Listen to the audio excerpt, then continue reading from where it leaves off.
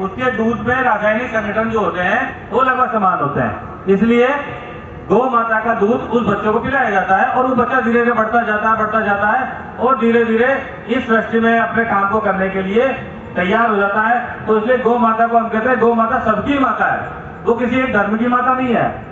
एक बच्चा चाहे वो किसी भी धर्म का हो, किसी भी जाति का हो, गौ माता सबकी माता है, क्योंकि वो सबका संवर्धन करती है। इसलिए गौ माता को पूजना केवल धर्म का ही काम नहीं है।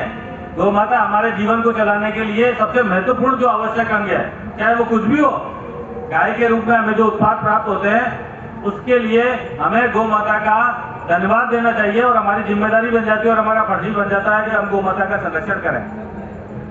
आज मैं चूंकि आयुर्वेद डॉक्टर हूँ, यहाँ पे आपके पास में एक बड़ा आयुर्वेदिक कॉलेज है, अष्टांग आयुर्वेद कॉलेज।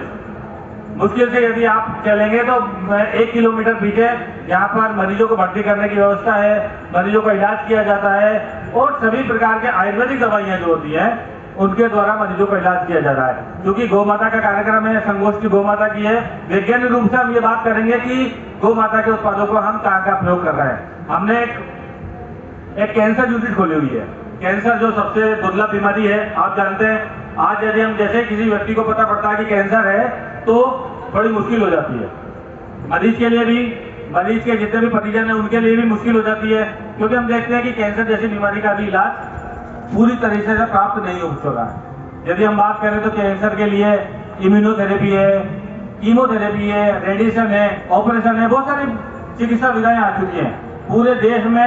यहाँ तक कि देश के जो बड़े बड़े लोग हैं वो इलाज कराने के लिए विदेशों में जाते हैं। और आज भी हम देखते हैं कि हमारे जो बड़े बड़े स्टार हैं, यदि हम नेताओं की बात करें, बड़े बड़े सुपरस्टार की बात करें, बड़े बड़े समाजसेवी की बात करें जिनको कैंसर हुआ, हम बात करें कि ऐसे मरीज हमारे पास आ रहे हैं कैंसर के जिनको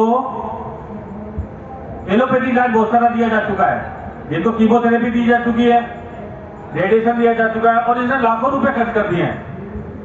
उनके इतना होने के बावजूद भी कैंसर लगातार शरीर में फैलता जाता है और कैंसर पे कंट्रोल करना मुश्किल हो जाता है। ऐसा क्यों है? जब इतनी सारी बीमारियों की इलाज हमने खोज लिए हैं, इतनी सारी दवाइयां हमने खोज ली है, फिर ऐसा क्यों हो रहा है कि कैंसर के मरीजों को लाभ नहीं मिल रहा? इसलिए कि जो कैंसर कोशिकाओं का जो विभाजन होता है, उस विभाजन के रोकने के लिए गाय के जो उत्पाद हैं वो बहुत ही महत्वपूर्ण है। गौमूत्र की बात करेंगे, हम स्टार्ट करेंगे धीरे धीरे एक एक विषय से कि गौमूत्र का कहां पर प्रयोग किया जाना चाहिए। इस मंच से मैं आपको कहना चाहता हूं क्योंकि मेरा ये पर्सनल एक्सपीरियंस है। यदि कैंसर की यूनिट जब हमने खोली तो गौ माता के उत्पादों का काम करते हुए सबसे पहले हमने गौमूत्र का प्रयोग करना स्टार्ट किया। गौमूत्र का प्रयोग, यदि यहाँ पर हम ये कहें कि गौमूत्र जो होता है वो एक आयुर्वेदिक हर्बल कीमोथेरेपी है। कीमोथेरेपी का काम होता है कैंसर के सेल को मारना, कैंसर के सेल को मारना कीमोथेरेपी का काम होता है। उसी प्रकार यदि हम गौमूत्र का प्रयोग करें, अब गौमूत्र का प्रयोग किन किन उत्पादों में किया जाना चाहिए? गौमूत्र का प्रयोग अलग अलग तरह की औषधियों में किया जाता है। गौमूत्र जो गाय से प्राप्त कर रहे हैं वो तो गौमूत्र है, लेकिन अलग अलग कैंसर में, यदि हम ब्लड कैंसर की बात करें, लिम्फोमा की बात करें, pancreatic carcinoma, hepatic carcinoma, intestinal carcinoma, brain tumour की बात करें तो शरीर में 200 से अधिक कैंसर होते हैं। शरीर में 200 से अधिक कैंसर होते हैं तो गौमूत्र का प्रयोग हम क्या करते हैं? अलग अलग औषधियों के साथ करते हैं। कभी कभी हम कांचना गुगुल के साथ करते हैं, शरीर में कई गांठें बनी हुई हैं तो कांचना गुगुल के साथ गौमूत्र का प्रयोग करते हैं। यदि हम देखते हैं पेट में यदि कोई कैंसर हो गया है या लीवर में कोई कैंसर हो गया है जिससे मरीज की भूख लगना बंद हो गई है, दर्द हो रहा है लगातार, तो शिगरू के साथ जो सेजन की फली है उसके साथ हम उनका प्रयोग करते हैं।